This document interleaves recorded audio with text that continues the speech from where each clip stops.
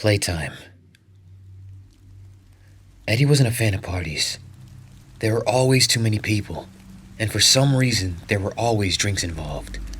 He'd much rather keep to himself, shutting himself away in his room with nothing but his novels to keep him company.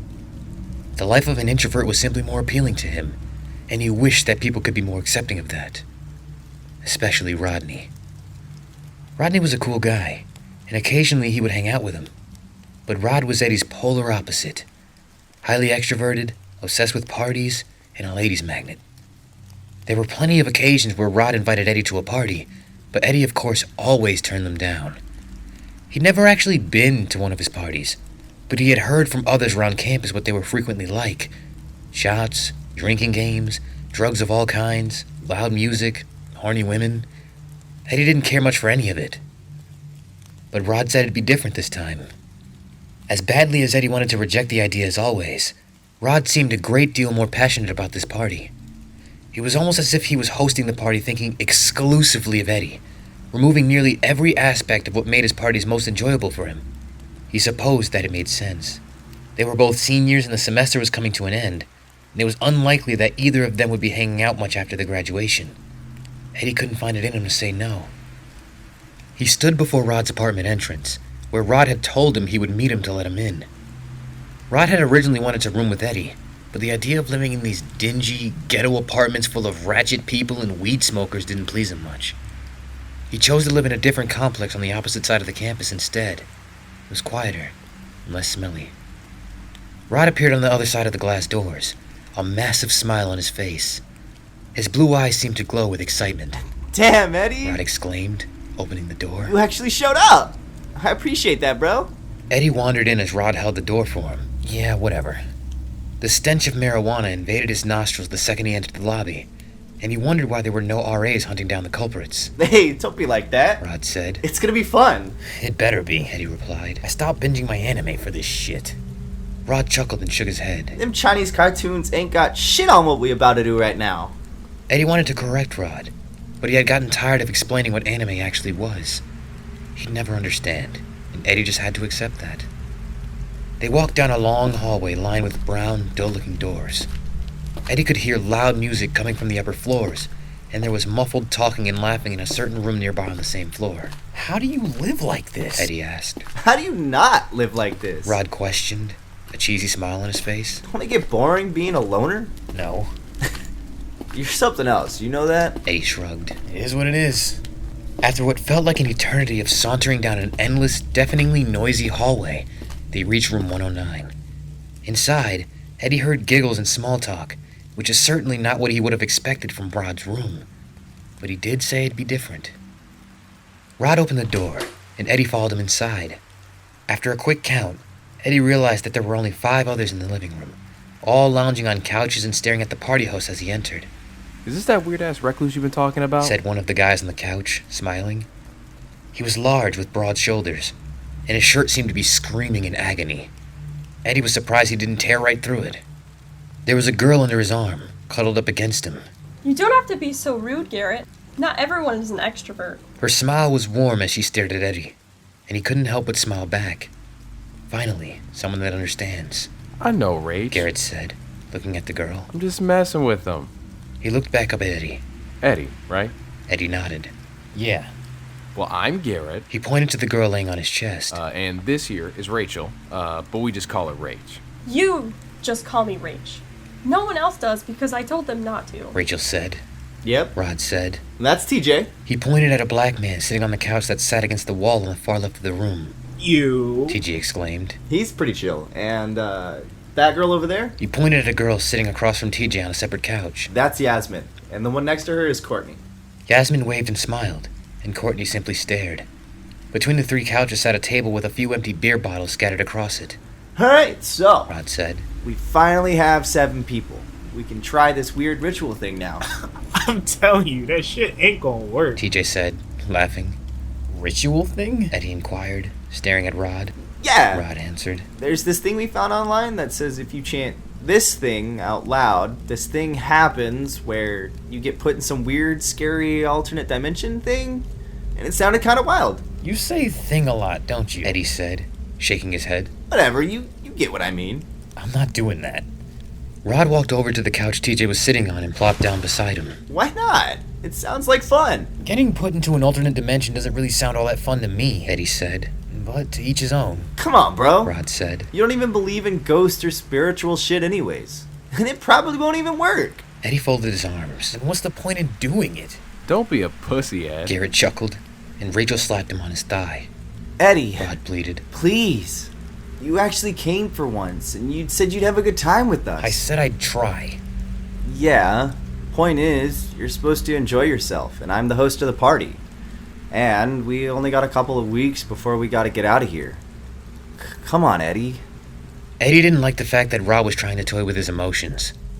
He was right, and there really wasn't a point in not participating in the so-called ritual. Eddie never believed in spirits or ghosts or demons. If it would shut Rod up, then he supposed he might as well play along. Fine. Let's just get it over with, Dope. Rod said. Just come sit down over here with us. There was a lone chair sitting beside the table that completed the circle, and Eddie trudged over to it and sat. You know, up close, you're actually kind of cute. Yasmin said to Eddie. Eddie smiled and looked up at her. Must be all that alcohol you forced down your throat that's making you blind. Yasmin chuckled. Despite Eddie's obsession with solitude, he was always able to survive in a group setting. It wasn't that he hated being around people. He just preferred to be by himself.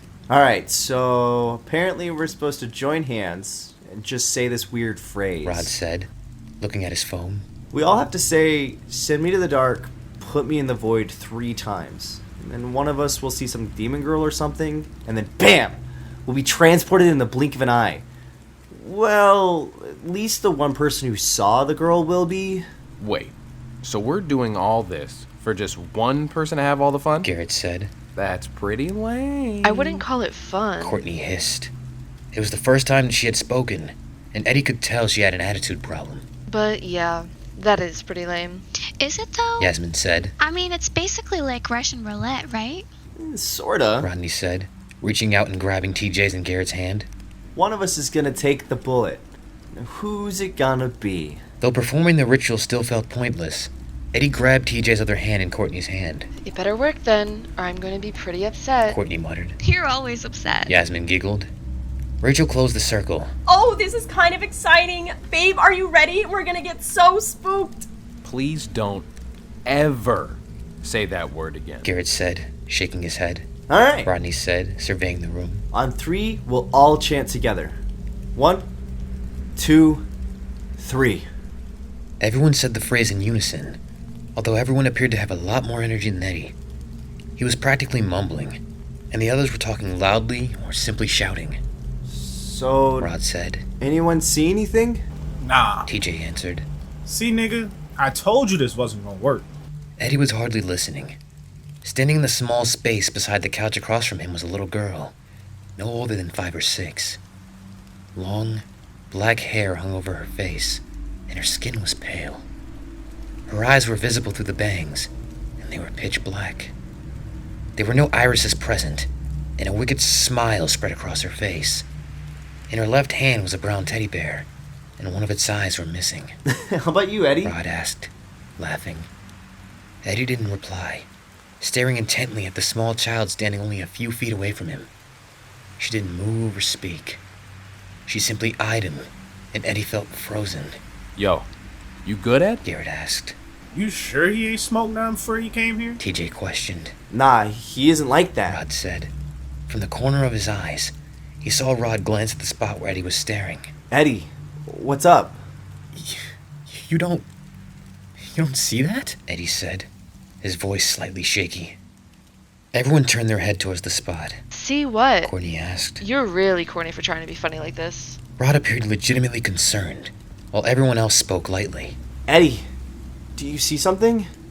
The girl's smile slowly faded, and her mouth became a straight line. She was even more terrifying when she looked like that. I choose you. The voice sounded as if it was inside his head, and it was certainly the high-pitched speech of a young girl. Eddie's heart began to race. You what?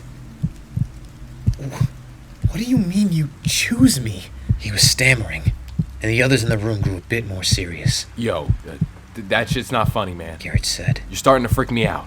Laughter erupted in his mind, echoing off the walls of his skull and causing his body to shake with terror. No! Wait! I didn't even want to come here! He never stopped staring at the girl. Her smile returned and a finger rose to her lips. Hey, are you alright? Yasmin asked, fear noticeable in her voice. And then, they started melting. The girl disappeared suddenly, and the voices of those around Eddie became low and inhuman. Their faces dripped slowly toward the living room floor. Rod's arm was outstretched, and Eddie watched as his fingers, one by one, fell to the ground and turned into liquid. Eddie! Rod shouted, but his voice was deep and terrifying. His jaw dropped from his face and collided with the carpet, exposing a row of top teeth. His eyeballs looked unreal, disconnected from the rest of his face. What the fuck is this? Eddie blurted, watching his newfound acquaintances plummet and become messes of goop. Eddie closed his eyes. Maybe if he'd concentrated hard enough, everything would return to normal. Maybe Rod had given him something and he didn't notice. This couldn't be real. It wasn't possible. He took a deep breath. His heart raced in his chest, and his nails dug into the arms of the wooden chair he sat upon. His legs vibrated violently, and he desperately tried to control them. The voices faded into nothing, and Eddie finally dared to open his eyes when everything was still.